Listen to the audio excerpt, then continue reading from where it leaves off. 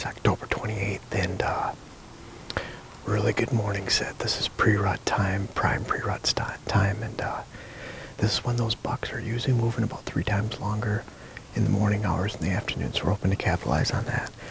We got rock outcropping right here, and we have a northwest wind that's kind of slipping up.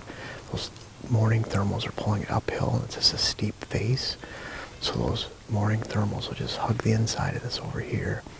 That wind's slowly going to shift around this way to the southwest this afternoon south. So we're good for several hours in the stand. And we can't sit here in the evening because the thermals go downhill into this valley, and that's where there's some good bedding. But we're on a cruising point. I think it was 3 or 4 years ago, I got a picture of a 214-inch buck. Later was found dead just right here in front of us. Had good buck movement in this area. The scrapes are opened up. A little bit cooler than yesterday, and most importantly, we had high winds. And I love to hunt the weather changes. And we had winds up to gusts over 30 miles an hour yesterday. We had pretty good rain in through the middle of the day. It cleared out at night. I know several hunters that had great hunts last night.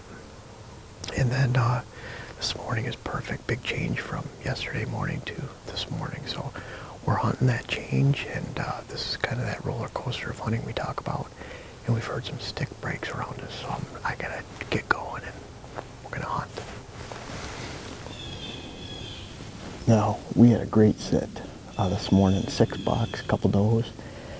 You know, typical pre-rut hunt, and it really brings up a strategy for hunting the pre-rut, and that extends a little bit into the peak rut, and then the post-rut is trying to capture the most value for every portion of the day. Now in the pre-rut here, we get a lot of activity in the morning hours, and we did this morning. There's really good movement all around, and we, had some really nice bucks under us. I was, got a little nervous. Actually put my trigger on my release on the string. But bottom line, that morning pre-rut sit, bedding, cruising, in interior cover locations where we expect bucks to be on the move and not out in the open. During the day, I expect those bucks to be bedded down, which is typical of the pre-rut.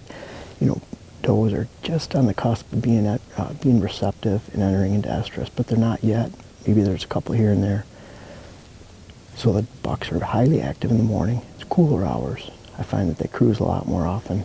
And then when you get in the middle of the day, they're resting, they're bedding down.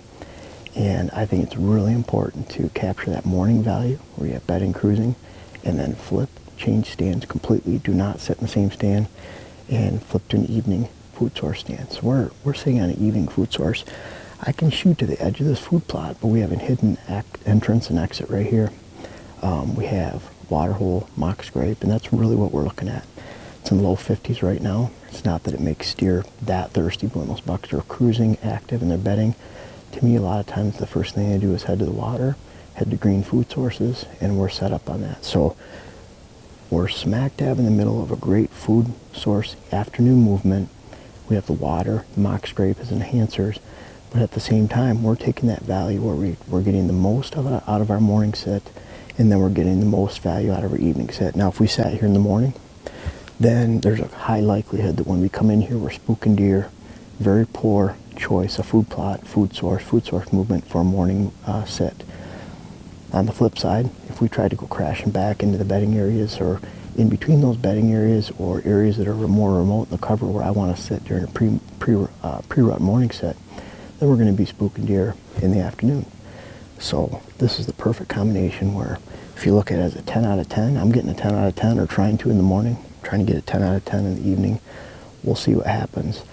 But that's that pre-rut strategy that I think you need to really take a look at, and that extends into 3 values during the peak rut, and then I really like to focus on that evening value in the post rut in about 2 weeks, 20 days from now, right around there.